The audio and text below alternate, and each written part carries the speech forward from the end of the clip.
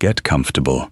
and let the light in your room grow soft and low, because tonight we are going to spend an evening in the dark. Not the true dark, not blackness, but the deep, warm, shadowed dark of a house before electric light, a house lit by fire and by flame,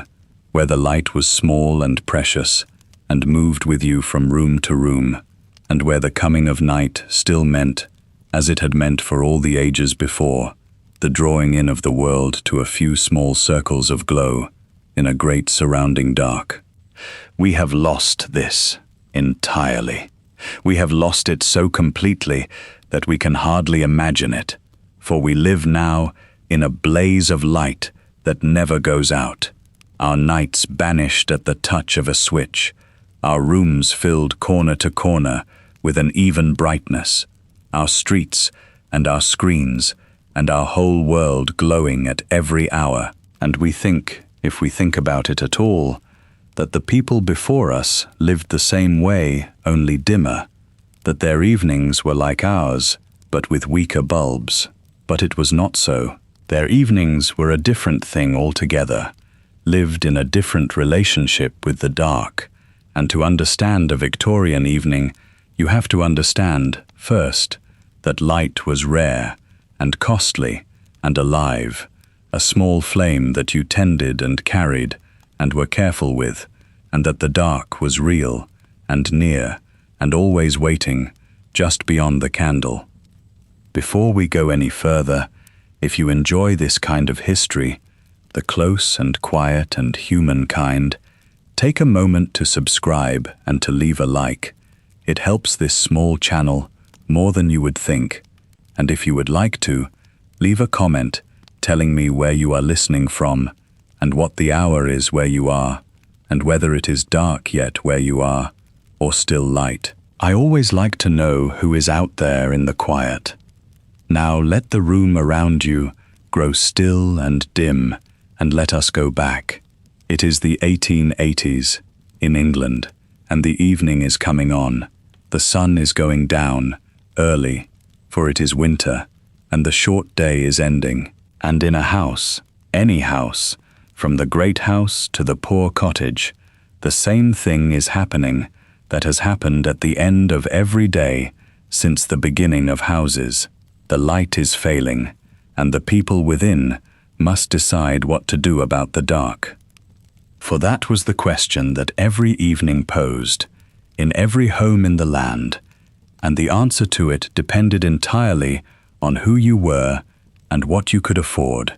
because light, in the age before electricity, was not free and not equal. It was bought and made and hoarded, and the amount of it you had was one of the truest measures of your place in the world. Tonight, we are going to move through that world of light and dark, from the poorest cottage, lit by a single burning rush, to the great house blazing with wax and gas, and see what the evening really was, before the electric light came and changed the nights of the world forever. Let us begin where the light was poorest, and work our way up toward the glow. Here is the thing to understand before we begin. The fact that changes how you see every evening that ever was before our own age, and it is this. Light was expensive, and because it was expensive, it was scarce, and because it was scarce, the evening was small. We think of light as free. We have made it so nearly free that we never think of it at all, leaving it burning in empty rooms, flooding our houses with it, never once counting the cost of an hour of brightness, because the cost is almost nothing. But for the whole of human history until very nearly our own moment,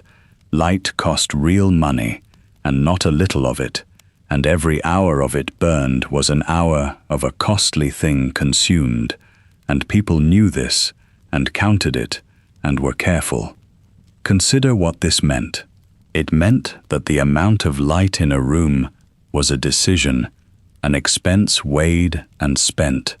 not a thing simply switched on and forgotten. It meant that a poor family when the sun went down, faced a real choice between the cost of light and the dark, and often chose the dark, or nearly so, sitting in the glow of the fire alone, rather than burning a precious candle. It meant that even in a comfortable house, the light was used with care, the candles counted, the good ones saved, the number burning at any moment kept to what was truly needed. And it meant that light gathered people, drew them together into the one lit room, the one bright circle, because it was wasteful to light more than one, and so the family came together in the evening around the single source of light and warmth, and this gathering, forced by the economy of light, became one of the deep habits of the age. And it meant that the light was local, and small, and close. Our light fills a room evenly, corner to corner, and we move through it without thought. Their light was a point, a flame, throwing a small circle of glow around itself and leaving the rest of the room in shadow. You did not light a room. You lit a table, a chair, a small space around a single flame, and beyond that space, the shadows deepened and the corners of the room fell away into a dark that the one small light could not reach. To read, to sew, to do any close work, you drew close to the light, into its small circle, and the rest of the room was dark around you. The evening was not a lit room. It was a small pool of light in a large dark, and the people gathered into the pool, and the dark stood all around. Keep that in mind as we go, the smallness of the light and the nearness of the dark, because it is the whole difference between their evenings and ours. We have abolished the dark and forgotten it. They lived with it every night, close at hand, held back only by the small flames they could afford to burn, and the evening they knew, warm and shadowed and gathered and small, was a thing we have entirely lost. Let us go and find it, beginning in the poorest homes, where the light was least and the dark was nearest. Let us begin at the very bottom, in the poorest homes, where the light was poorest, because the poor of Victorian England lit their evenings in ways that reach back, almost unchanged, into the deep past. And there is no better place to understand what light really was than to start where there was almost none. In the cottage of a labouring family, in the country, in the earlier part of the century, and in the poorer places well beyond it, the evening light, when there was any beyond the fire, was very often the rushlight, the humblest made light there is, and one of the oldest. The rushlight was made at home, from the rushes that grew in the wet ground, gathered in summer by the women and the children, and it was made in a particular way that is worth knowing, because it shows you how close to nothing the light of the poor could be. The rush was cut and peeled, the green outer skin stripped away all but a narrow strip, left on to hold the soft white pith together, and the pith was dried, and then it was drawn through hot fat, the grease of the household, whatever fat could be spared from the cooking, and left to harden, and that was the rushlight, a length of dried rush pith soaked in kitchen grease, and it was lit at one end, and it burned, slowly, with a small feeble flame, giving off a little light and a good deal of smell, and it burned down as it went, and had to be moved along in its holder as it was consumed. And it did not burn for long. A rushlight of the ordinary length, some 15 inches, burned for perhaps half an hour, or a little more, before it was gone, and then another must be lit, so that an evening's light was a succession of these burning rushes, one after another, each giving its short, feeble glow, and then dying. There was a metal holder, a clip on a stand, that held the rush at an angle and could be moved along as it burned, and this rushlight holder is one of the characteristic objects of the poor Victorian home, the simple iron clip that held the burning rush. Think about what an evening lit by this was really like. A single burning rush, feeble and smoky, throwing barely enough light to see by, lasting half an hour and then needing replacement. The family gathered close about it, or more likely about the fire, which gave more light than the rush did, and the rush lit only some small, close task, the mending or the whatever work must be done. It was light barely worth the name, and it was what the poor had, and it was made at home from rushes and kitchen grease, because anything better cost money that was not there. The rushlight is where the history of the Victorian evening begins, at the very bottom, in the cottage, with a burning rush and the dark all around it, and it is worth remembering, all through the brighter scenes to come, that this was the light that the poorest had, and that a great many people in Victorian England were very poor indeed. But before we climb up out of the cottage toward the better lights, we must give the fire its due, for the fire was the oldest light of all, and the truest, and in a great many homes, poor and not so poor alike, it was the main light of the evening, the hearth, the real center of the lit house. The fire was lit for warmth, of course, and for cooking, but it gave light as well, and in the poorer homes, and often in the not so poor, the firelight was the light people lived by in the evening, gathering close about the hearth, not only for its warmth, but for its glow. And firelight is a particular kind of light, and anyone who has sat by a fire in a dark room knows it. The warm, flickering, restless glow of it, rising and falling as the flames rise and fall, throwing the moving shadows up the walls, lighting the faces of those gathered close in a warm, shifting orange light, and leaving the rest of the room in a dark that the fire deepens rather than dispels. To live by firelight, as so many did in the evening, was to live in this warm, unsteady glow, close about the hearth, the light coming and going with the flames, never bright enough for fine work, but enough to see the faces of the family and the shape of the room, enough to talk by, to sit by, to be together by. The fire drew the family into its circle, as the scarce light always did, and the evening by the fire, the family gathered close about the hearth in the flickering glow, while the dark filled the room behind them and the cold pressed at the windows, was one of the deep and ancient images of home, older than any candle, the oldest evening there is. And there was a particular intimacy to it, the fireside evening, a drawing together in the small warm circle of the hearth against the dark and the cold that our even bright rooms have lost. To sit by the fire in the dark is to be gathered, held, enclosed in a small warm world, the faces close and lit, the dark held back, the whole of the lit world reduced to the circle around the hearth. It made for a particular kind of evening, close and quiet and companionable, the family together in the firelight, talking or silent, the children close, the old people in the warm seats by the fire, the whole household drawn into the one warm glowing circle, while the great dark house or the cold night stood all around. And the fire had this advantage over every made light, that it was already lit, already burning for warmth and cooking, and so its light was free, a light you were paying for anyway. And for the poor, this mattered enormously, for the firelight cost nothing beyond the fire you had already, while every candle and every rush was an extra expense on top. So the poor lived by firelight in the evening and lit a rush or a candle only when they truly must. For some close task the fire could not light,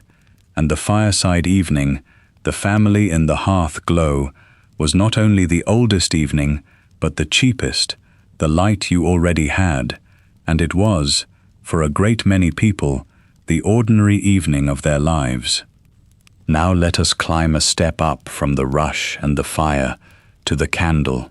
the true workhorse of the age, the light that most people meant when they thought of light.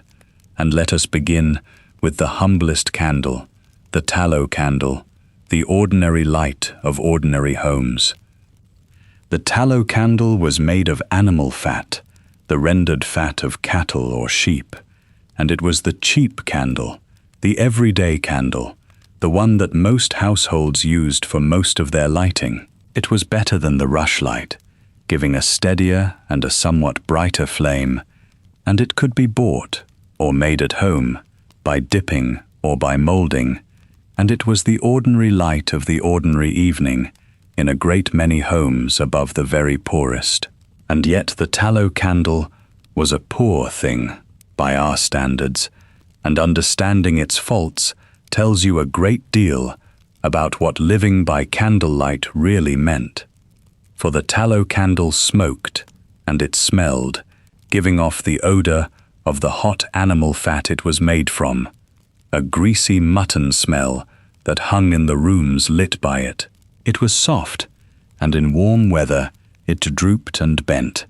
It attracted the attention of vermin, the mice, and the rats that would gnaw at the fatty candles if they could reach them,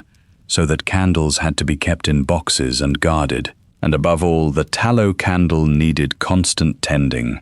for its wick did not burn away cleanly, but built up a long charred stub, a snuff, that had to be trimmed off every little while, every half hour or so,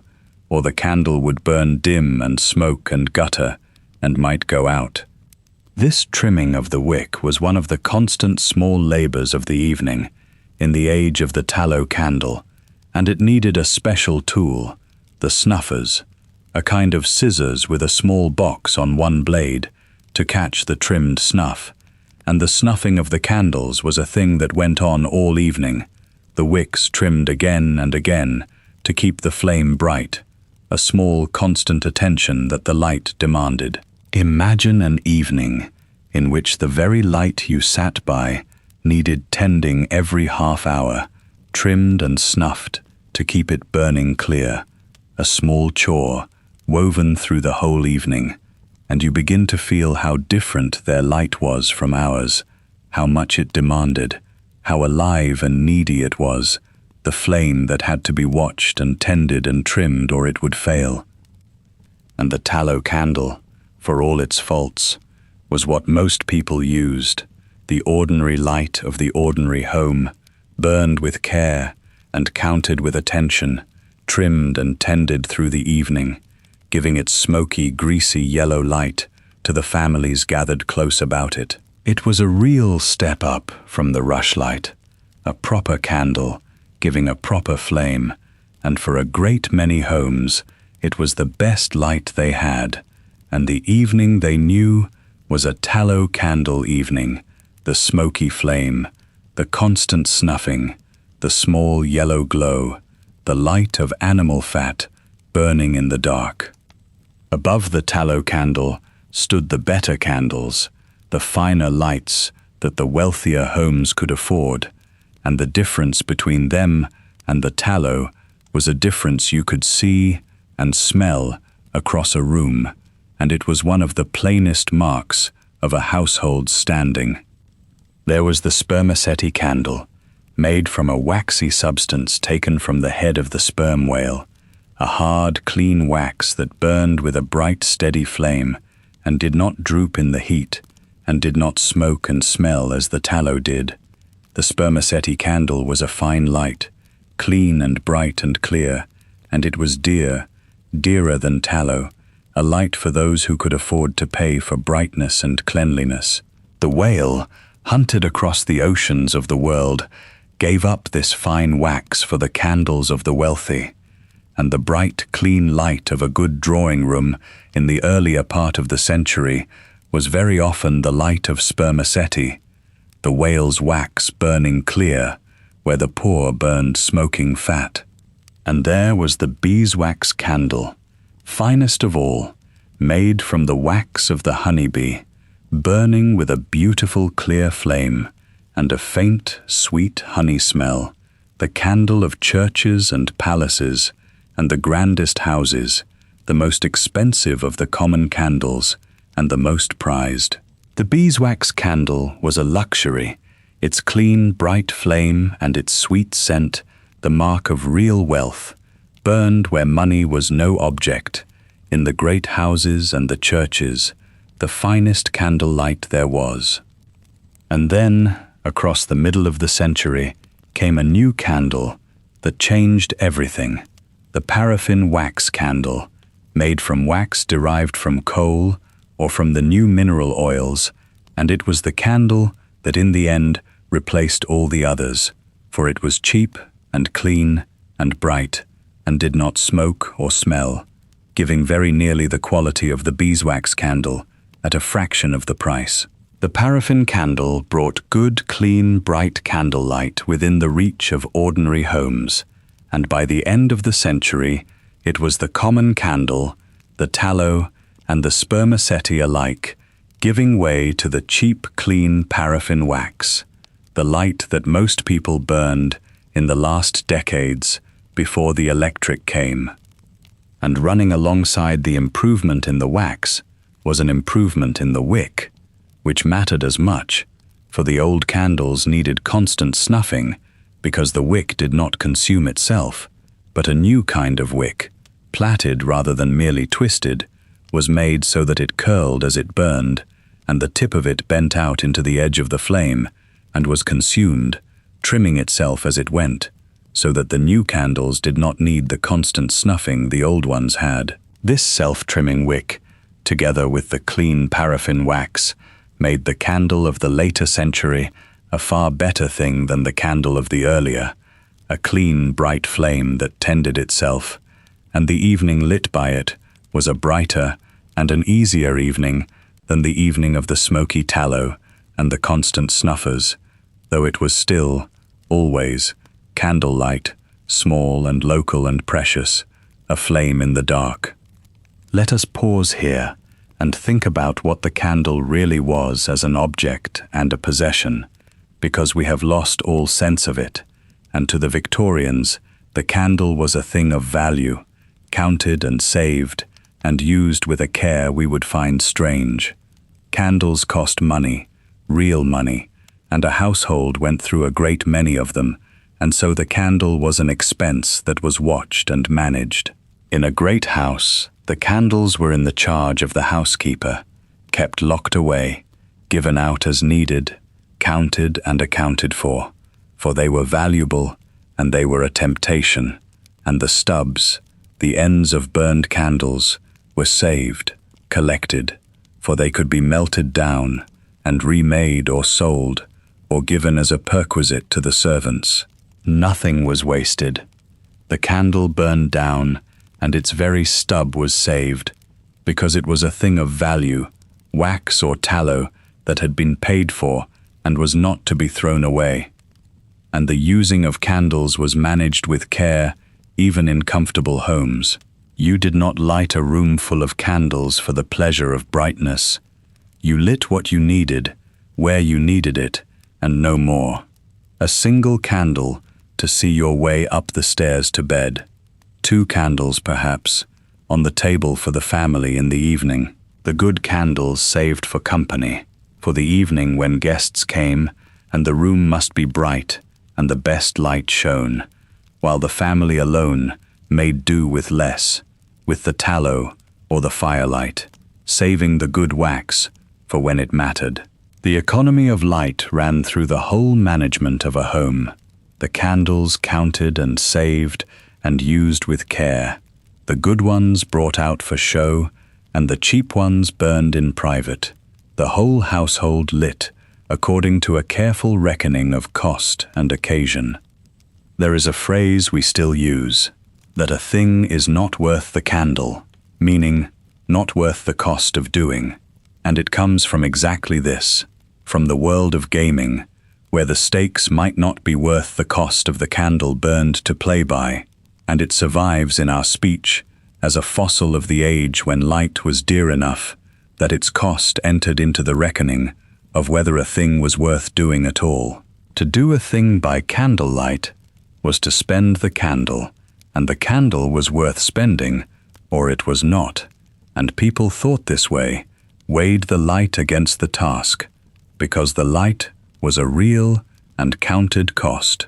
So the candle was not the casual thing our light is, flicked on without a thought. It was a possession, valued and counted, locked away and given out, its very stubs saved, used with care and reckoning, the good ones saved for show. And an evening's light was an evening's expense, weighed and spent, the candles chosen and lit according to the occasion and the cost, the whole warm small world of candlelight, resting on a careful economy of a precious and a costly thing. Above the candle, and brighter, stood the oil lamp, and the oil lamp has its own long history in the Victorian evening, from the smoky simple lamps of the earlier age to the fine bright lamps of the later, and it is worth following, for the lamp was the brightest light most homes had before the gas and the electric came. The simplest oil lamp was very old, a wick laid in a vessel of oil, one end in the oil and one end lit, drawing the oil up to feed the flame,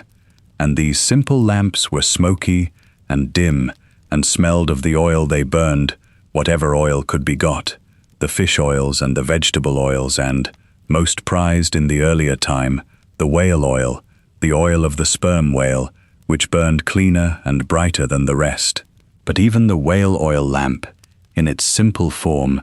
was a smoky, dim thing by our reckoning,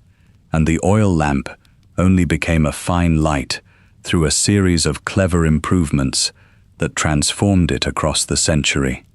The great improvement was the lamp that bore the name of its inventor, Argand, which came at the end of the 18th century and which changed lamplight entirely. The Argand lamp used a wick made in the form of a tube, a hollow cylinder, so that air could reach the flame from inside as well as outside,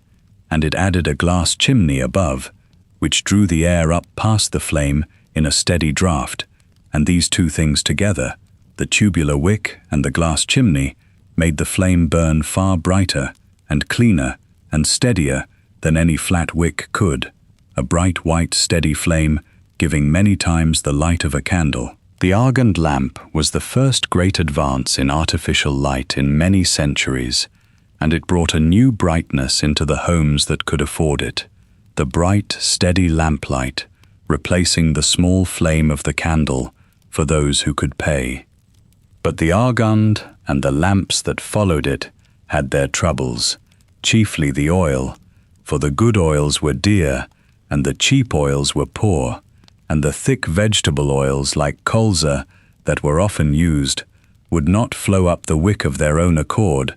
but had to be fed to the flame from a reservoir mounted above it or pumped up from below, so that the fine lamps of the earlier century had elaborate arrangements of reservoirs and mechanisms to keep the oil flowing to the flame, clever and troublesome contrivances that made the bright light possible but demanded attention and care. And then, in the 1860s, came the oil that solved the problem and made the bright oil lamp a thing for ordinary homes, and that was paraffin, the mineral oil, called kerosene in some places, distilled from petroleum or from coal, a thin, clean oil that flowed easily up the wick and burned with a bright, clean flame, and was cheap. The paraffin lamp spread through the homes of the land in the later decades of the century, a bright, clean light, far better than any candle, and it became the good light of the ordinary evening in a great many homes, the paraffin lamp on the table casting its bright, steady glow, brighter by far than the candle, the best light most homes had known, in the last decades before the gas and the electric came to eclipse it. The oil lamp, bright as it was, brought new labor into the house, for a lamp was a far more demanding thing than a candle, and the care of the lamps became one of the fixed daily tasks of the household, and it fell, of course, on the servants or on the women of a house without them. A lamp had to be filled, its reservoir replenished with oil, and this was a daily task, for a lamp burned through its oil in an evening and must be filled again for the next. The wick had to be trimmed, cut clean and even, for a ragged or uneven wick burned badly and smoked and gave a poor light, and the trimming of the wicks was a careful daily job. And above all, the glass chimney and the shade had to be cleaned, for the flame blackened the glass with soot, and a sooty chimney gave a dim and dirty light, and so every lamp in the house had its glass cleaned every day, wiped free of the soot of the night before, polished clear so that the light could shine through. This daily care of the lamps, the filling and the trimming and the cleaning was a real labor, and in a house with many lamps it was a considerable one, a morning task that went on every day, the lamps taken and filled and trimmed, and their glasses cleaned and polished, made ready for the evening to come. It was dirty work, the oil and the soot, and it was skilled work, the trimming of the wick to give a good flame, and it was daily work, never done, the lamps always needing their care. And it was one of the hidden labors behind the bright evening, the lamps that glowed so pleasantly in the evening, resting on the morning's labor of filling and trimming and cleaning, the servants' daily work of making the light ready. There was danger in it too, for the oil lamp was a real hazard, a vessel of burning oil that could be knocked over, spilling flaming oil across a room, and lamp accidents were a real and serious danger of the age. The overturned lamp, the flaring wick, the fire started by a lamp knocked or mishandled. The bright oil light came at the cost of this danger, the open flame and the reservoir of oil, and houses burned and people were hurt and killed by lamp accidents, and the care of lamps was in part a matter of safety, the proper filling and trimming and handling that kept the bright, dangerous light from becoming a disaster. So the oil lamp,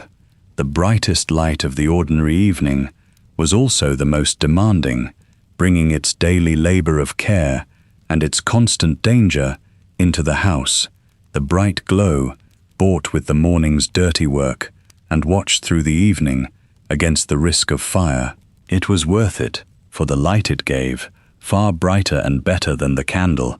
but it was not the effortless light we know, the light that costs nothing and asks nothing. It was a labor and a danger as well as a light, tended and cleaned and watched, the bright flame that gave so much and demanded so much in return. Let us think about what the poor light did to the whole feeling of a room, to the space itself, for the quality of the lighting shaped not just what people did, but how the very rooms of the house felt, and it made the interiors of the age quite unlike our own. A room lit by a single lamp or a few candles is a room mostly in shadow, and this shaped the whole Victorian interior. The light fell where it was placed, on the table, near the chair, and the rest of the room receded into a dimness, the walls dark, the corners black, the high ceiling lost in shadow above. And this suited, in a way, the crowded, rich interiors of the age, for the dim light was kind to the dense, dark rooms, softening them, hiding them, letting the eye rest on the small lit circle, while the crowded richness of the room dissolved into a warm shadow all around. The Victorian room was made for the flame, its dark, rich colors and its crowded surfaces and its deep tones all suited to the pooled, warm light and the surrounding shadow, a room to be seen by candlelight, glowing in its small lit center and mysterious in its shadowed depths.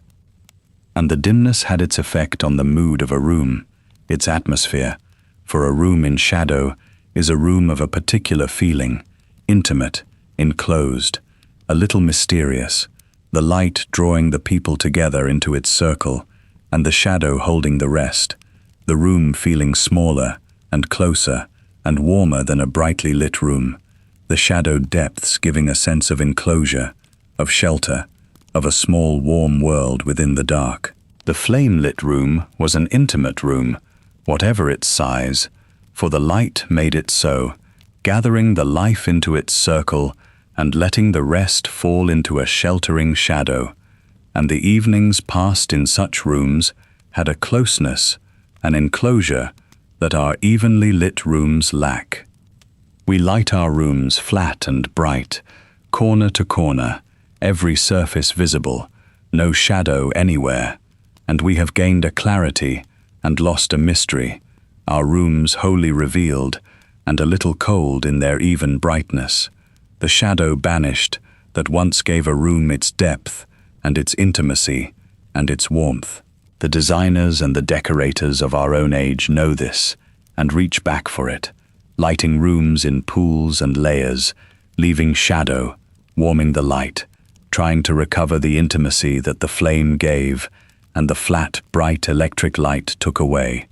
reaching back toward the warm, shadowed room of the age of the flame. So even the rooms felt different. In the age of the poor light, warmer and closer and more mysterious, the light pooled and the shadow deep, the crowded rich interiors glowing in their small lit centers and dissolving into warm dark all around, a whole world of interior feeling that the flat bright light has flattened away, the warm shadowed intimate room of the flame-lit evening, gathered and enclosed and deep, that we have largely lost and dimly reach for still. And now we come to the great new light of the age, the light that more than any other transformed the Victorian evening in the towns.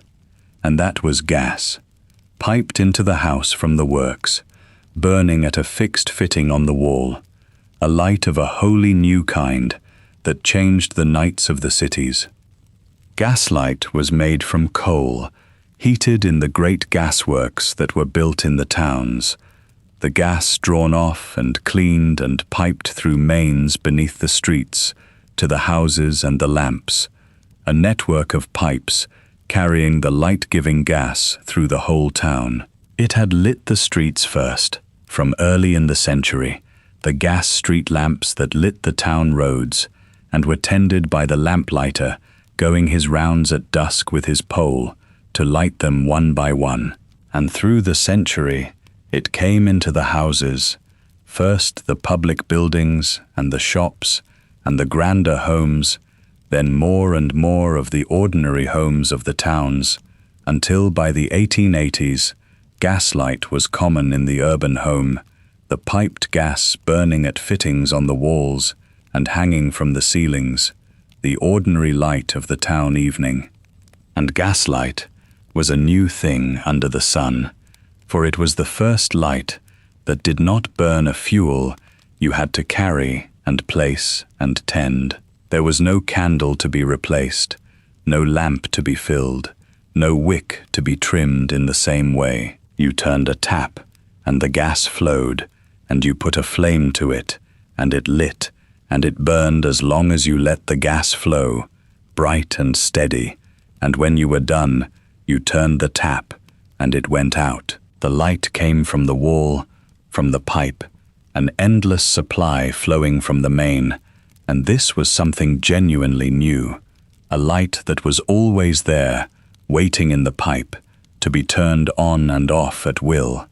It pointed toward our own age, the gaslight, the first light that came from a supply rather than a burning object, the first light you turned on. And it was bright, far brighter than candles, bright enough to light a whole room in a way the candle never could. The gas fittings on the walls and the great gasoliers hanging from the ceilings, throwing a strong, steady light across the room,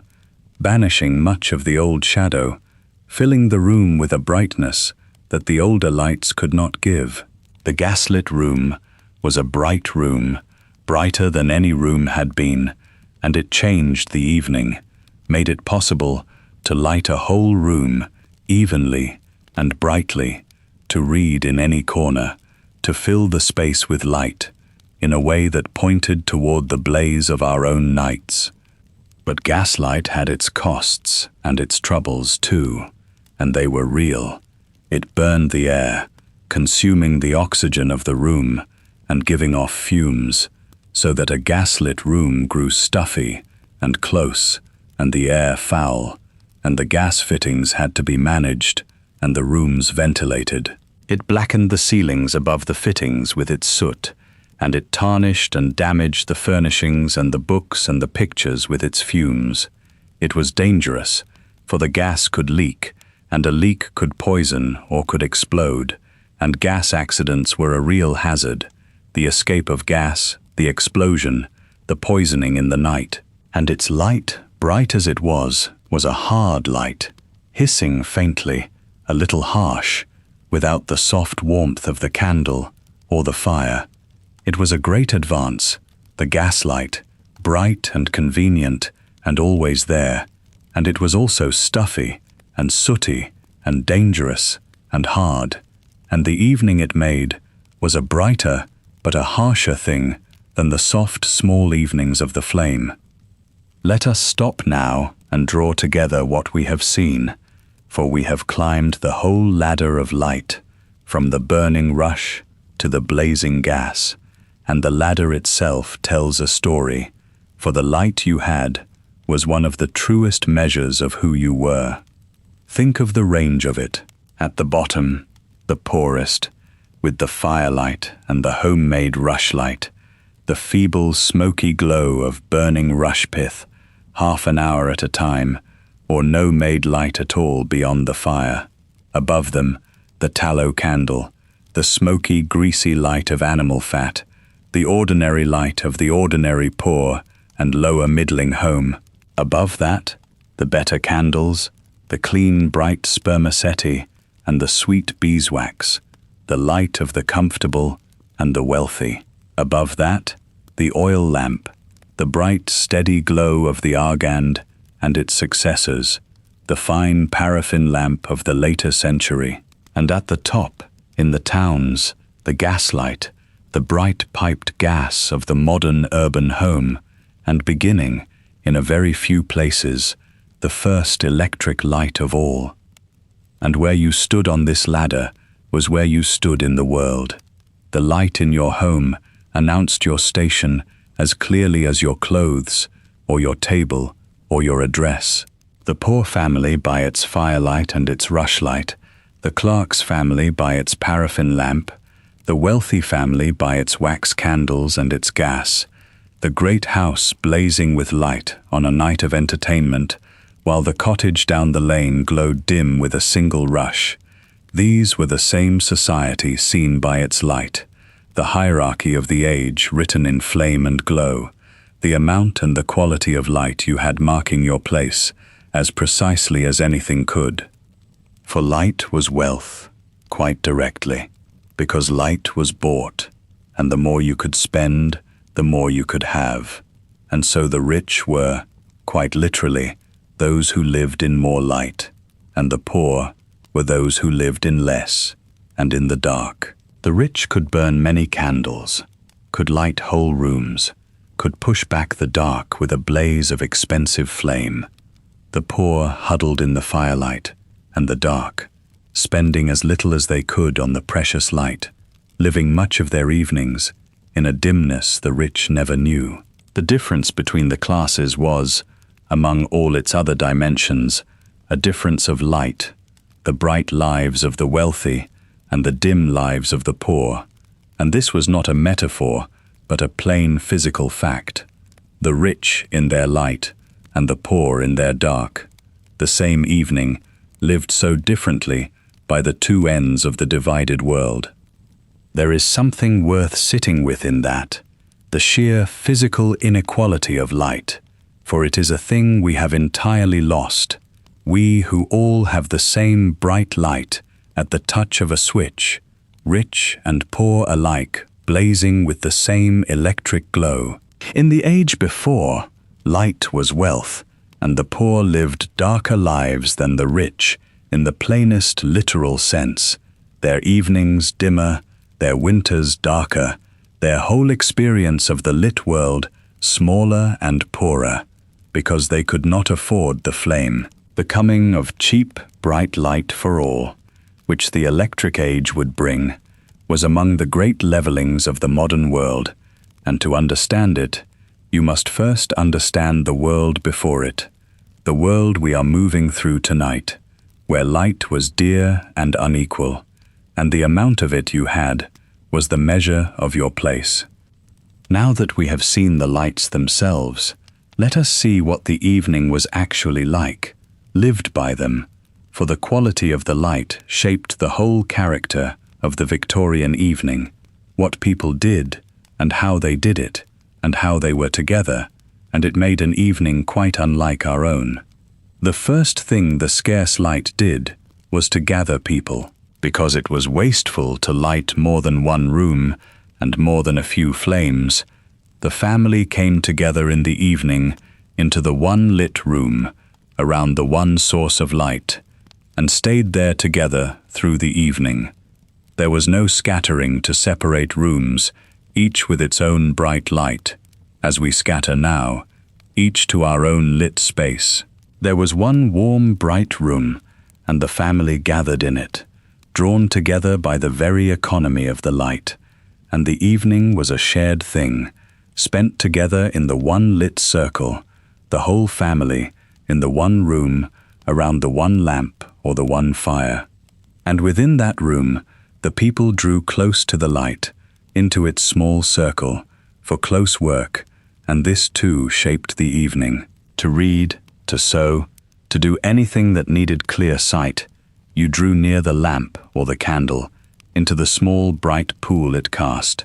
and there might be several people gathered close around the one light, sharing it, each bent to their task in the circle of its glow, the light in the middle and the faces around it, close together in the shared brightness, while the room stretched away dark around them. The single lamp on the table, with the family gathered close about it in its light, was the very image of the evening, the shared light, the gathered faces, the close circle in the dark. And the things they did in that circle were the things that could be done by that light, and they were quiet, close, companionable things. There was reading, and the reading was often reading aloud, one person reading to the others while they listened and worked, for reading aloud made the best use of the light. One book, one reader in the light, and the whole family sharing the story. And the reading aloud of books in the evening was one of the central pleasures of the Victorian home. The family gathered around the lamp while one read aloud the novel or the poetry, the shared story filling the evening. There was needlework, the endless sewing and mending and making that filled the women's evenings, done in the circle of the light, the fine, close work held up to the lamp. There was letter writing and drawing and the playing of games, cards and the rest, and the quiet talk of the family together,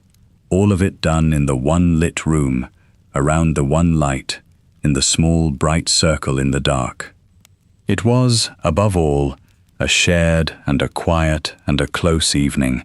and this was the gift of the scarce light, however dearly bought, that it gathered the family together into the one warm lit room and held them there, close, through the evening, reading and working and talking together in the shared circle of the light. Our bright scattered evenings, each of us in our own lit room with our own bright screen, have lost this entirely. The gathering, the sharing, the closeness that the single precious light imposed. Their evenings were smaller than ours, and dimmer, and more confined, and they were also, in this one way, richer. The family gathered close in the one warm circle of light against the dark, together, through the long evening, as we so rarely are. There is a question worth asking, before we leave the lit evening, about who was freed by the light, and who was bound by it, for the scarce light bore differently on different people in the house, and it bore hardest, as so much did, on the women. For the evening, in the age of the flame,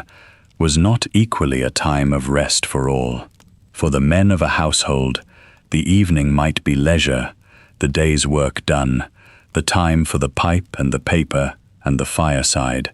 the reading and the talk and the rest. But for the women, the evening was very often work, and work of the hardest and closest kind, for the sewing and the mending and the making that fell to the women was evening work, done after the day's other labor, in the poor light, straining the eyes at the fine, close stitching, while the men rested. The woman's evening was a working evening, bent over the needle in the dim light, the endless mending and making that the household needed, done in the hours that were leisure for the men. And this was true up and down the classes, the fine lady doing her fancy work, and the poor woman doing her plain, heavy mending, both bent to the needle in the evening, both working in the poor light while the household rested around them, the women's hands busy through the evening at the sewing that never ended, the making and mending of the clothes, and the linen that was women's endless work. The evening light, scarce and dear and hard on the eyes, fell on the women at their work more than on any, for theirs was the close evening labor, the fine work in the poor light, hour after hour, that filled their evenings while others rested. There is the old image of the wealthy evening, the family gathered around the lamp, one reading aloud, and we should look again at who is doing what in that circle, for the reader, often, is a man or a child, at leisure, giving the pleasure of the story, and the listeners, the women, are not merely listening, but working, their hands busy at the needle, even as they listen, the reading aloud, a way of lightening the women's evening labor with a story, the men's leisure and the women's work going on together in the one lit circle. The lamplit evening was a working evening for the women, and the light that gathered the family gathered them to their labor, the endless close work of the needle done in the poor light through the long evenings. So even the light bore the marks of the age's divisions, falling on the women at their evening work more than on any, the close labor of the needle done in the dim glow, while others took their ease, the women's evenings given to the making and mending that the household needed, in the poor light, at the cost of their eyes and their rest, the endless work that filled the evenings of the women of the age, in the small hard circle of the light.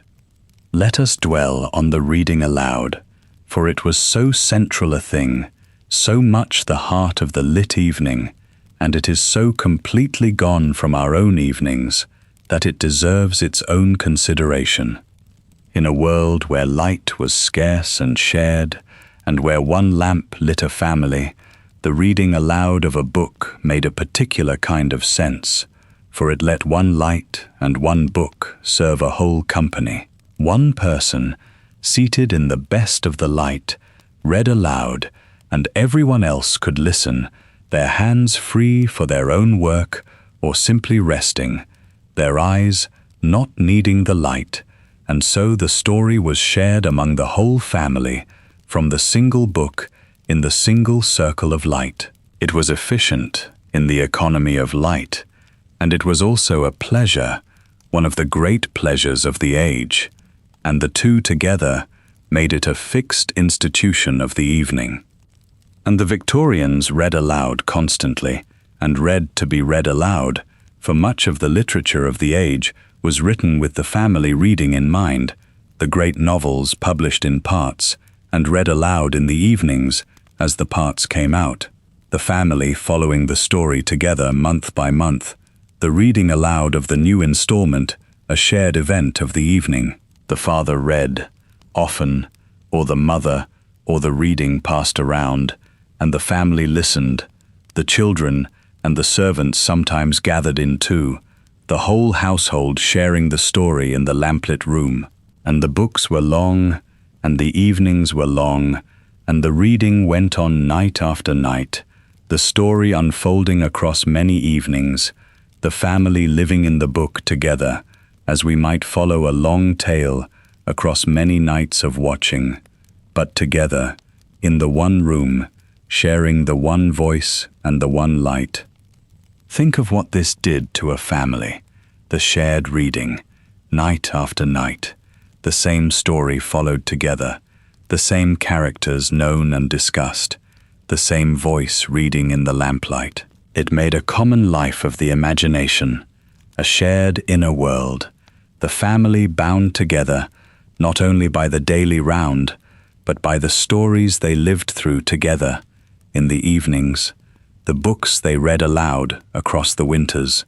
the shared experience of the tale unfolding in the lamplit room. It was an intimacy of a particular kind, the reading aloud, a sharing of the inner life, the imagination, the emotions of the story, all experienced together, in the one room, in the one light.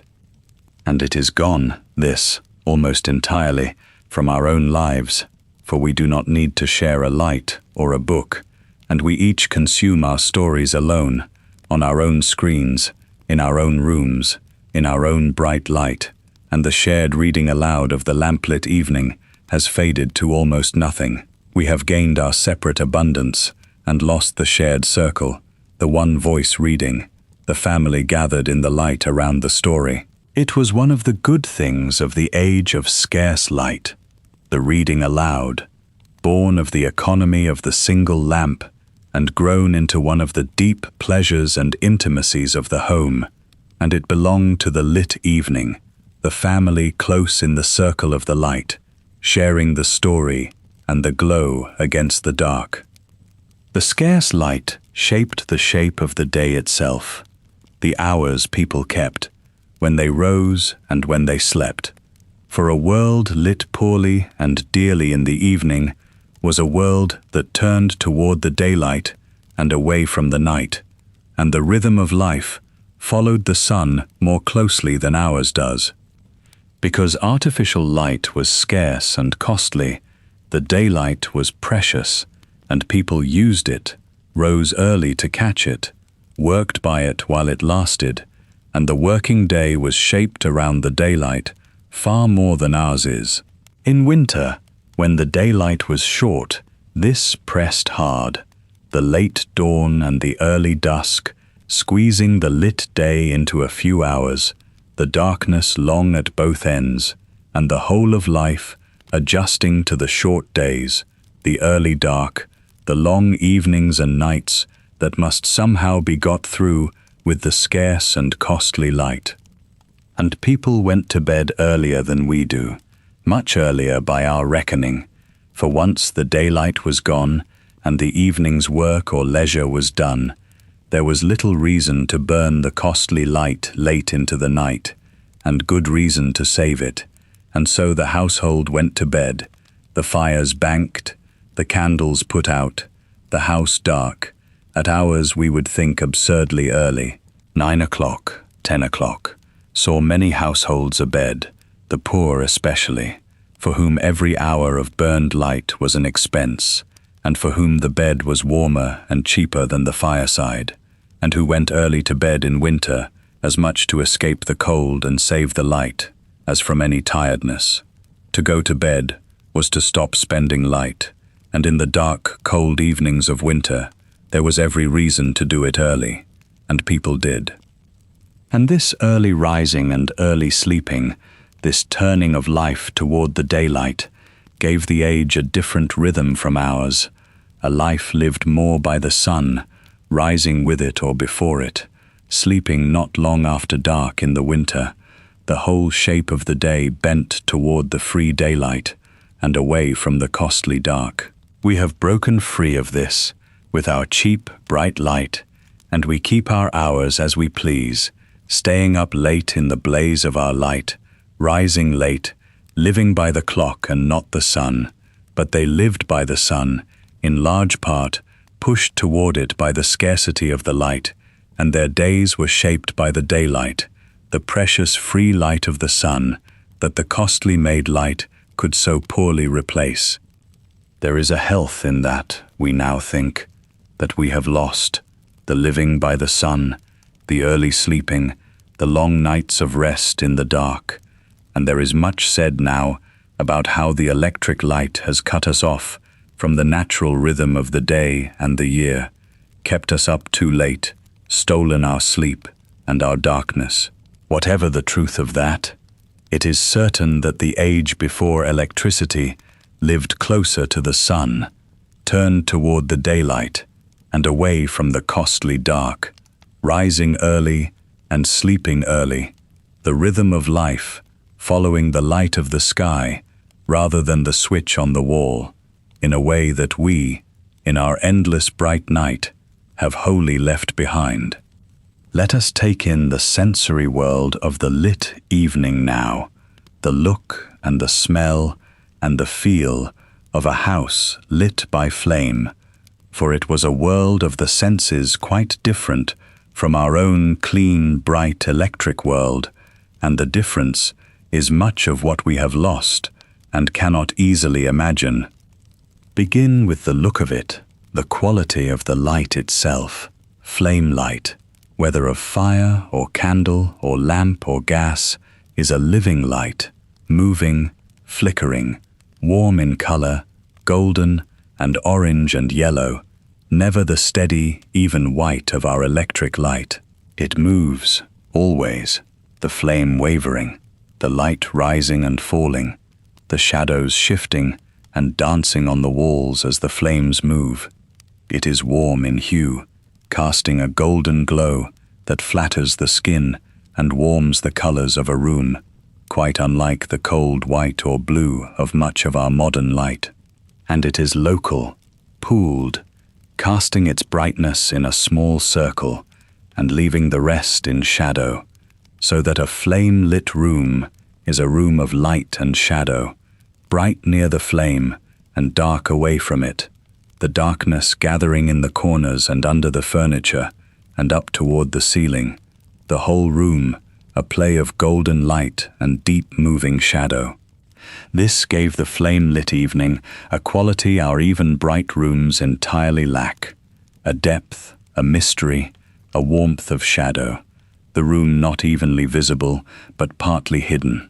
the light drawing the eye to its circle and the shadows holding the rest, the faces lit warm and golden in the glow, and the dark all around. It was beautiful, in a way, the flame light, warm and living and deep, and those who have sat in a room lit only by fire or candle know the particular beauty of it, the golden glow, the moving shadow, the warmth and the depth of it, so different from the flat, bright evenness we live in. And the smell of it, for flame light smelled, always, of whatever it burned.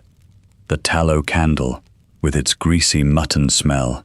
the oil lamp with the smell of its oil, the fishy, or vegetable, or mineral smell of the burning oil,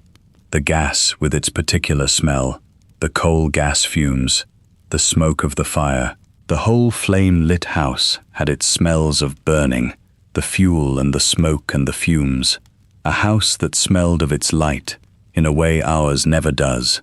the clean, scentless electric light, having no smell at all. To live by flame was to live in the smell of burning, the greasy tallow, the oily lamp, the gassy fume, the wood smoke and coal smoke, the whole warm, smoky-smelling atmosphere of the flame-lit home. And the sound of it, faint but present, the hiss of the gas, the small sounds of the fire, the sputter of a candle, the little noises of the burning light, and under them the quiet of a world without the hum of our electric age, the flame-lit evening quiet in a way we never know, no hum of appliances, no buzz of current, only the small sounds of the flames and the fire and the people, in the golden light, in the smoky air, in the deep quiet of the night before the electric hum. That was the sensory world of the lit evening, golden and shadowed and smoky and quiet, a world of the senses we have wholly exchanged for our clean, bright, silent, even light, and lost. Spare a thought now for the eyes, for the close work done by the poor light was hard on them, and the strain of seeing by candle and lamp was a real cost of the dim evening, one we seldom think of, but that pressed on people constantly. Consider the fine work that the evening demanded, above all the needlework, the sewing and the mending and the making that filled the women's evenings, work of the finest and closest kind, tiny stitches, fine threads, delicate fabrics, held up to the poor light and worked at for hours, to sew fine seams by candlelight, to darn and mend and embroider by the dim flame, straining to see the small stitches in the wavering light, was hard on the eyes beyond anything we know, and the women who did it, hour after hour, evening after evening, year after year, paid for it in failing sight, in eyes worn and strained by the endless close work in the poor light. And the reading, too, strained the eyes, the small print of the books held to the candle or the lamp, the eyes working to make out the words in the dim, wavering light, and the writing, the letters and the accounts done by the poor light, and all the close work of the evening, all of it straining the eyes in a way that our bright, even light has spared us. People's sight failed earlier, and more in that world, worn by the close work in the poor light, and the failing eyes of the middle-aged and the old, unable to see the fine work or the small print any longer, were a common thing, the eyes given out from years of straining at the close work by the dim flame. There were aids, the spectacles that helped the failing sight, and the devices that concentrated the light, the lens filled with water that a worker might set before a candle to focus its light on the work, the clever contrivances to make the most of the poor light for close work.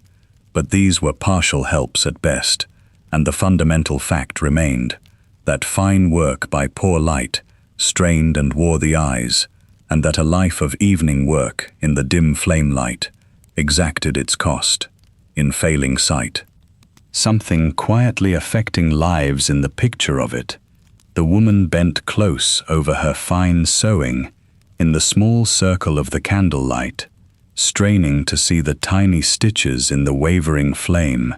hour after hour through the long evenings, her eyes slowly wearing with the years of it, the close work in the poor light, one of the quiet costs paid by the women of the age, whose evenings were so largely given to the fine close work that the household needed, done in the dim light that was all they had, at the cost of their sight. We who read and work in our bright, even light, sparing our eyes without a thought, have been given a gift we never notice, the good light for close work, that the women of the age of the flame so sorely lacked, straining their sight away in the dim glow, evening after evening, at the endless work of the needle.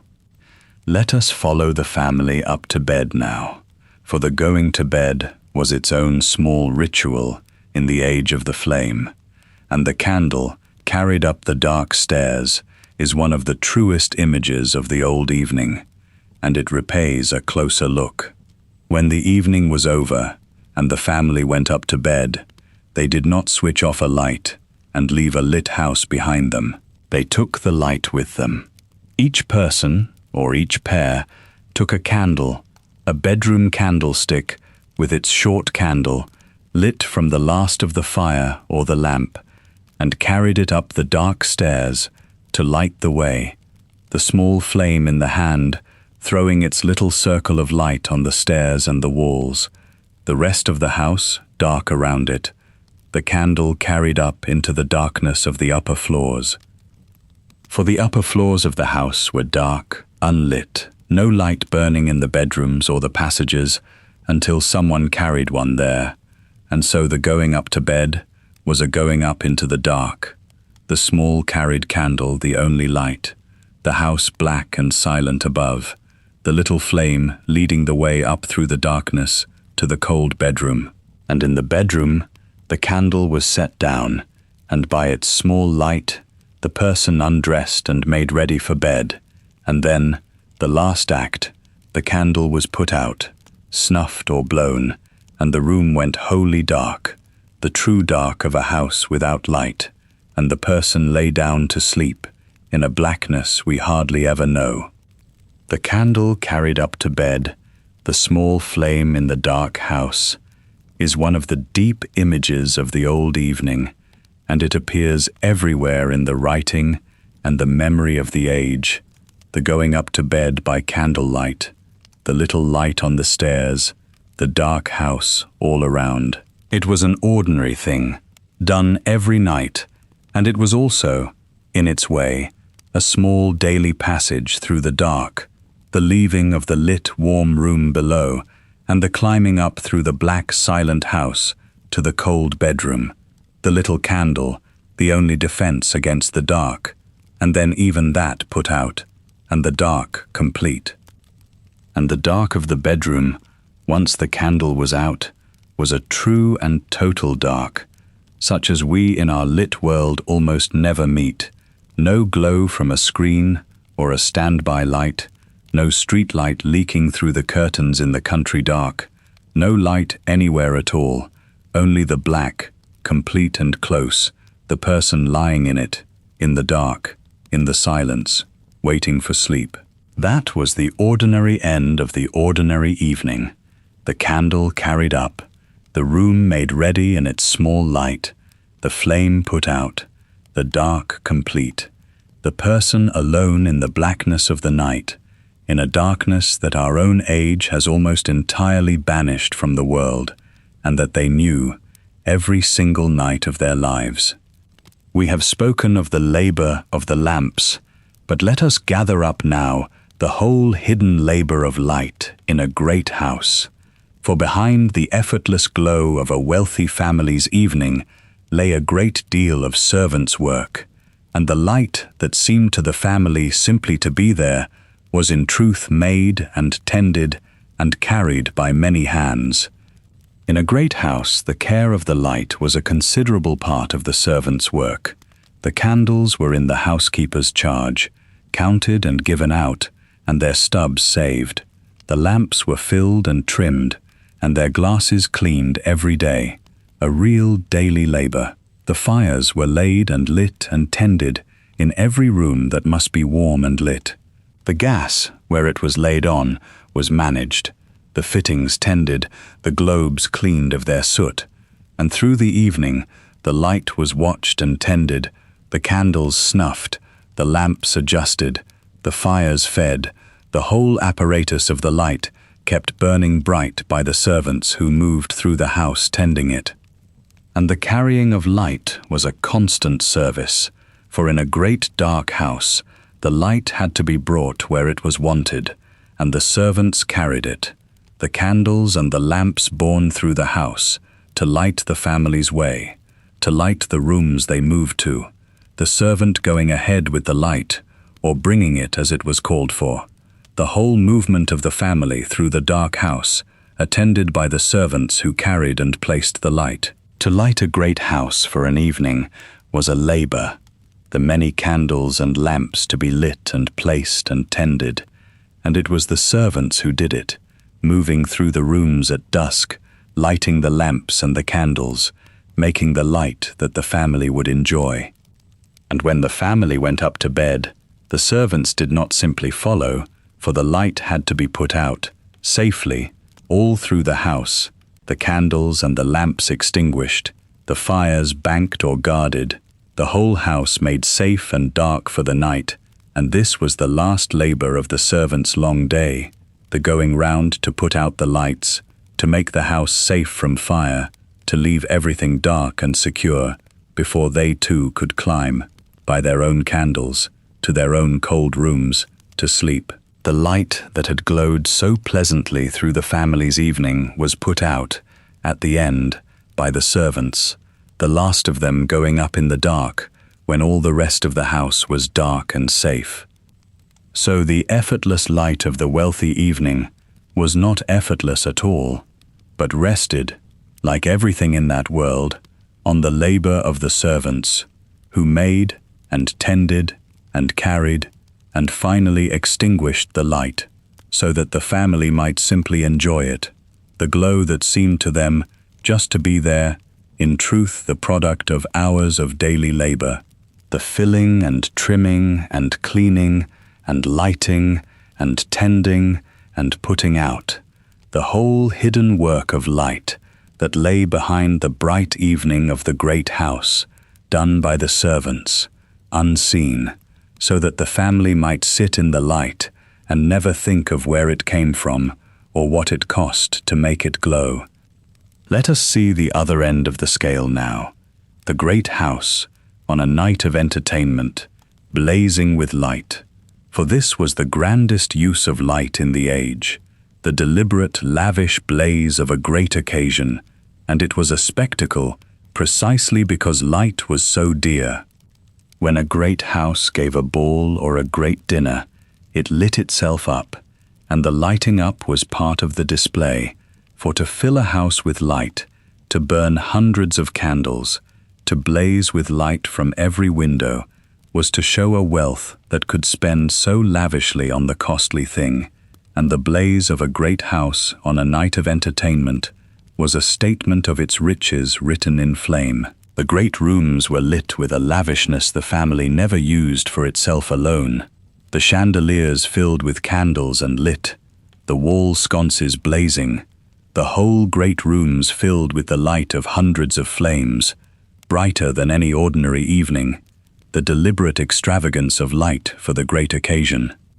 Picture the great chandelier, the crystal chandelier hanging in the great room, filled with dozens of candles, every one lit, the light blazing from it, and multiplied in the crystal drops, throwing its brilliance across the room,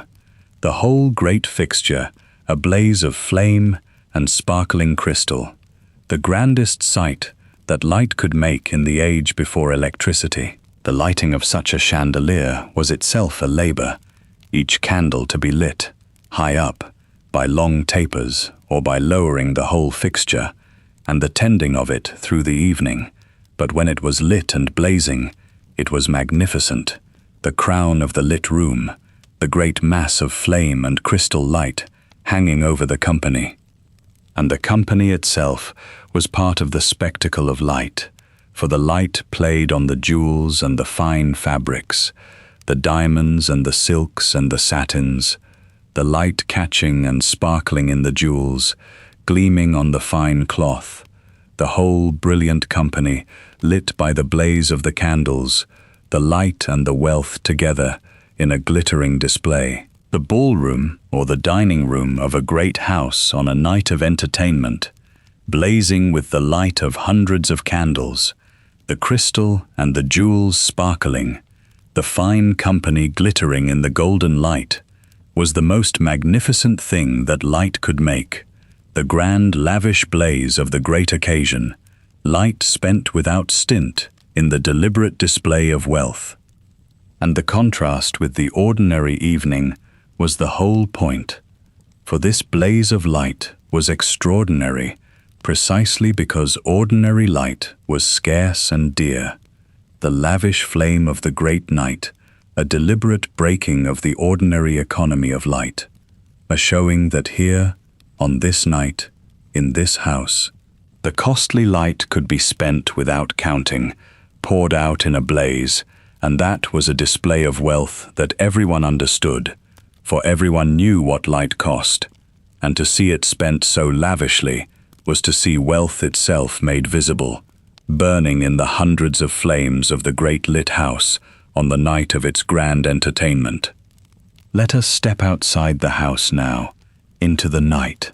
for the world beyond the door was dark in the age before electricity, in a way we can scarcely conceive,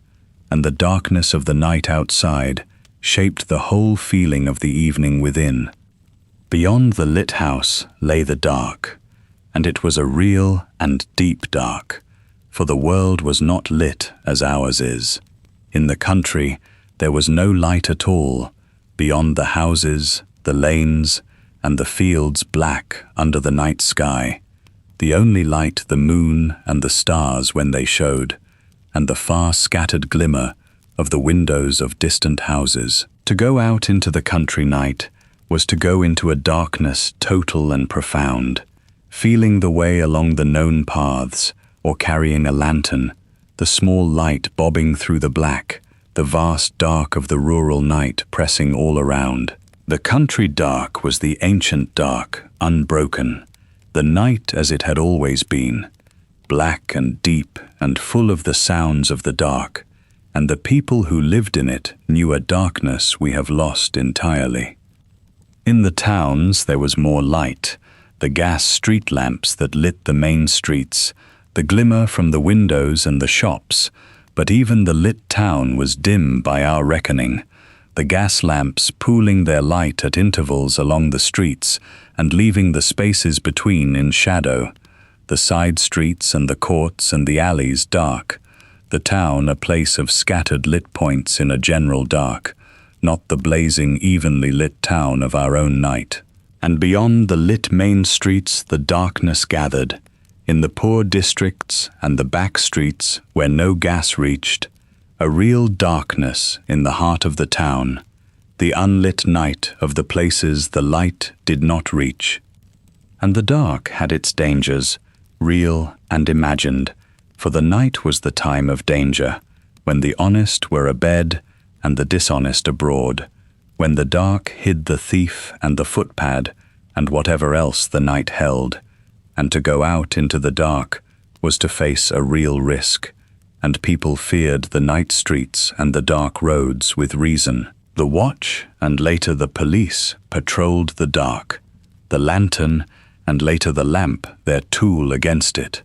But the dark was large and the light was small, and the night belonged, in large part, to the dark and to whatever moved in it. And beyond the real dangers lay the older fears, the fears of the dark that reach back to the childhood of the race, the sense of the night as a time of spirits and terrors, of ghosts and of the dead, of whatever the imagination peoples the dark with when the light is gone. The Victorians, for all their progress, kept these old fears, told their ghost stories, felt the dread of the dark night, and the deep, real darkness they lived in fed those fears, the dark that was so total and so near, just beyond the candle, just beyond the door, the great dark of the night in which the small lights of the houses were the only defense, and the imagination filled the dark, as it always has, with the shapes of fear. And now, at the last, we come to the light that would end all of this, the light that was just beginning to appear in a very few places in the 1880s, and that would within a few decades transform the evening and the night and the whole relationship of humankind with the dark, and that was the electric light. The electric light came at the very end of our period, and at first it was a marvel, a wonder, seen only in a few extraordinary places.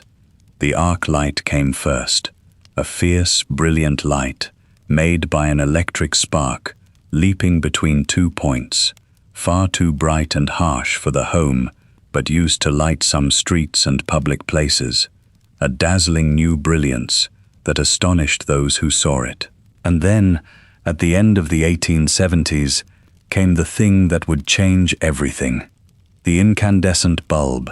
the filament glowing in its glass, giving a steady, bright, clean light that could be used in the home, and the names attached to it: Edison in America, Swan in England, the inventors who made the practical electric light. In the 1880s, this was very new and very rare, seen in a few grand houses and public buildings, wired as a marvel, a novelty, the electric light glowing steady and clean, where all other light flickered and burned, a wonder that people came to see. It was not yet the ordinary light of the ordinary home, not by a long way, for the wiring and the supply were not there, and it would take decades, well into the next century, for the electric light to spread through the homes of the land and become the ordinary light we know. But it had begun in the 1880s, the first electric lights glowing in the first wired houses, the beginning of the end of the age of flame. And what a change it would bring, though those who saw the first bulbs could hardly have known the whole of it. The electric light was clean, giving no smoke and no smell and no fumes, burning nothing in the room. It was safe, or far safer. No open flame to set afire, no oil to spill and flare. It was steady, no flicker, a constant even light. It was bright, brighter than anything before, and it could light a whole room evenly, corner to corner, banishing the shadow. And above all, it was easy, coming at the flick of a switch. No candle to light and tend, no lamp to fill and trim, no fire to feed, just the switch and the light, endless, effortless, clean, whenever you wanted it, however much you wanted, at almost no cost and no labor at all. It was the end of everything we have been describing, the electric light, the end of the scarce and costly and living flame, the end of the small circle of light in the great dark, the end of the gathering around the single lamp, the end of the tended flame and the carried candle, and the total dark of the night. It would banish the dark, fill the nights with light, free people from the sun and the seasons, remake the evening and the night entirely. And it was beginning, just beginning, in the 1880s. The first bulbs glowing in the first houses, the marvel that would, within the lifetimes of the children in that house, sweep away the whole ancient world of flame and dark, and usher in the blazing, endless light of our own age, in which we have forgotten, almost entirely, what the dark was, and what the light cost, and what the evening once was, before the electric light. Let us go back into the age of flame for a little longer, before we end, and consider a thing we have taken for granted all evening, which is the making of the flame in the first place, the getting of fire. For even to light the candle, you had first to make a flame, and this was, for much of the age, no simple thing. We strike a match without a thought, or touch a switch, and have flame or light instantly, but the easy match is itself a Victorian invention, and before it, the making of fire was a real labor and a real difficulty. For most of history, and into the earlier part of the century, to make fire you used the tinder box, the flint, and the steel struck together to make a spark. The spark caught in the tinder, the charred cloth, or dry material that would catch and glow from the spark, and the glowing tinder blown into flame and used to light a splint or a spill that would carry the flame to the candle or the fire. It was a fiddling, uncertain business, striking the flint, catching the spark, coaxing the glow to flame, and on a cold, damp morning, it could take many minutes and much frustration to get a light at all. And because making fire was so difficult, fire was kept, not made fresh each time, for it was far easier to keep a fire alive than to kindle a new one. The household fire was banked at night, the embers covered and kept smouldering so that in the morning they could be blown back to life rather than kindled anew, and the keeping of the fire, the never letting it wholly die, was one of the constant cares of the household, for to let the fire go out entirely was to face the labor of making it again from the cold spark. From the household fire, once lit, all the other flames were lit, the candles and the lamps kindled from the fire or from each other. The flame passed from one to another, kept alive and shared, because making it fresh was so hard. And then, in the 1820s and after, came the friction match, the match that lit by being struck, the flame made instantly by drawing the match across a rough surface, and it was a small revolution in its way, the easy, instant flame, the end of the tinderbox, and the flint and steel, fire made in a moment by anyone at the strike of a match. The early matches were troublesome and dangerous, tipped with substances that were poisonous to make and prone to catch by accident, and the making of them was a byword for a dangerous trade. But they spread and improved, and by the later part of the century, the match was the ordinary way of making a flame, the box of matches on the mantel, fire at the strike. The match transformed the small business of getting a light, made it instant and easy where it had been laborious and slow, and it belongs to the same story as all the rest, the story of the age slowly gaining ease and light and convenience, the tinderbox giving way to the match as the tallow gave way to the paraffin, and the candle to the lamp, and the lamp to the gas, and the gas, at the last, to the electric. The whole age was a slow gaining of light and ease, a step at a time, from the flint struck in the dark and the rush dipped in grease, to the switch on the wall and the endless clean electric glow. And the family in our house in the 1880s stood partway along that road, with their matches and their paraffin and their gas, the tinderbox behind them and the electric light just ahead, in the last age of the flame.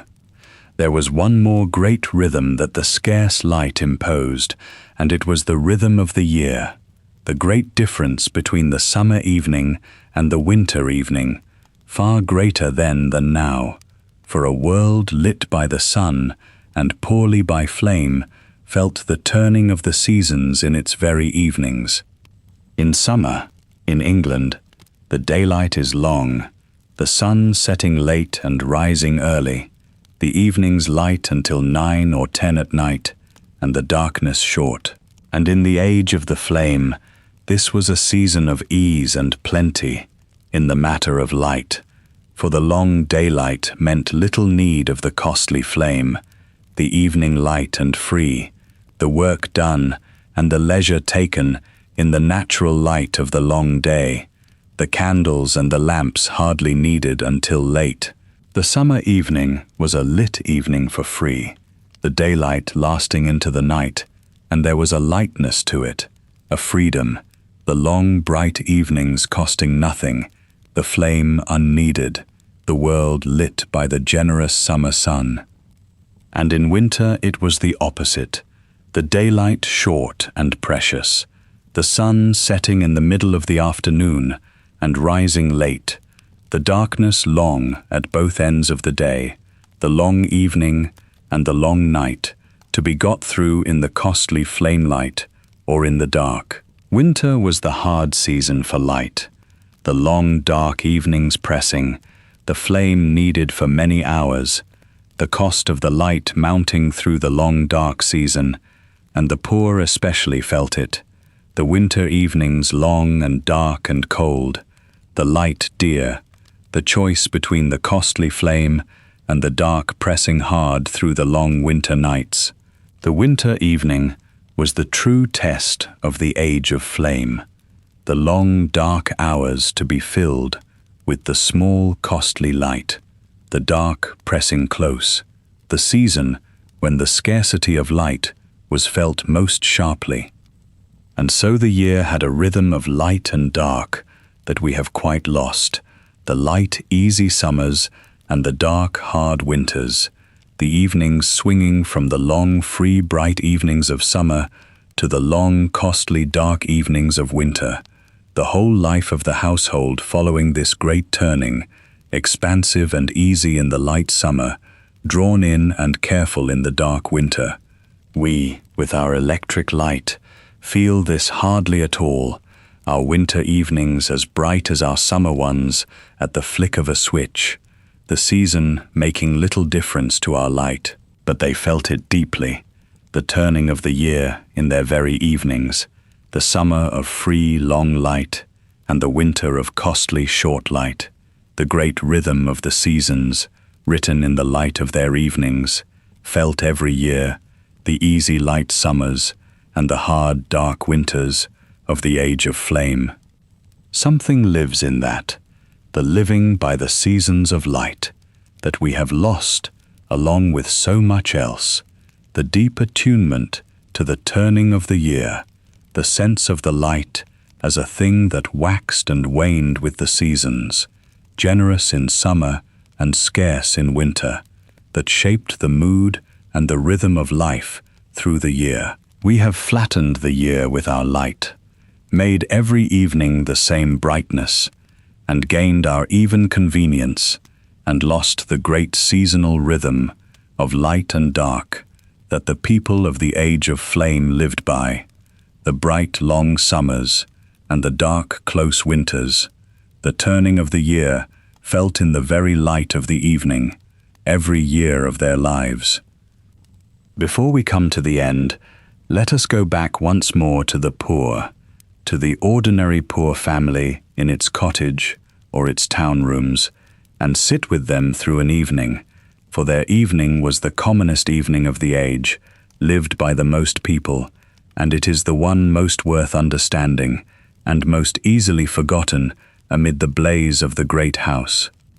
The poor family, when the daylight failed, faced the evening with very little light, and used what they had with care. The fire, if there was one, gave the main light, and the family gathered close about it, in the firelight, for the warmth and the glow together, saving the candle or the rush for when it was truly needed. Much of the evening was passed in the firelight,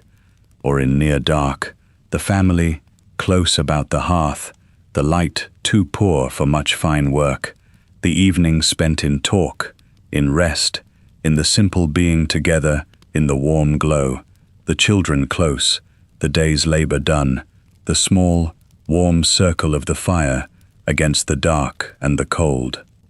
And when a light was needed for some task, the candle or the rush was lit, sparingly, used for the task, and then put out again to save it. The precious light not wasted, burned only when it must be, the family returning to the firelight, or the dark when the task was done. There was no reading, for many could not read, or had no books, or no light to read by. And the evening was not the lit leisure of the wealthy, but a dim and simple thing, the family, together in the poor light, passing the dark hours until it was time to sleep,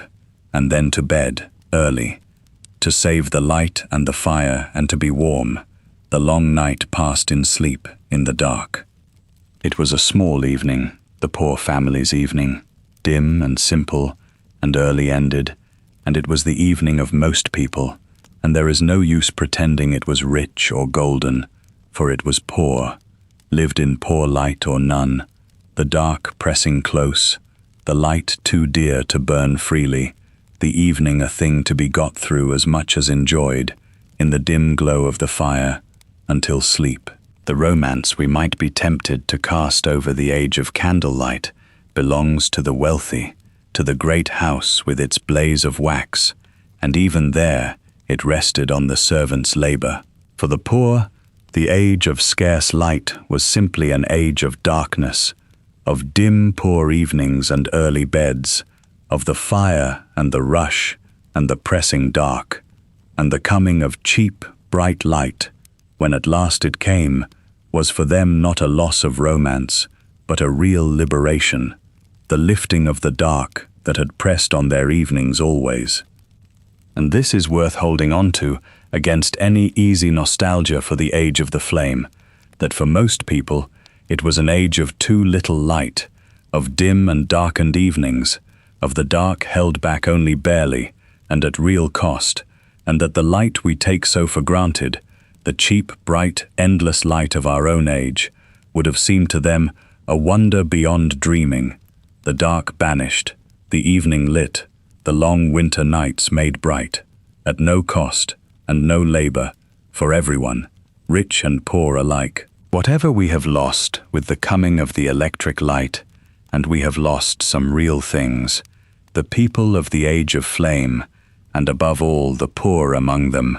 gained far more, the light itself,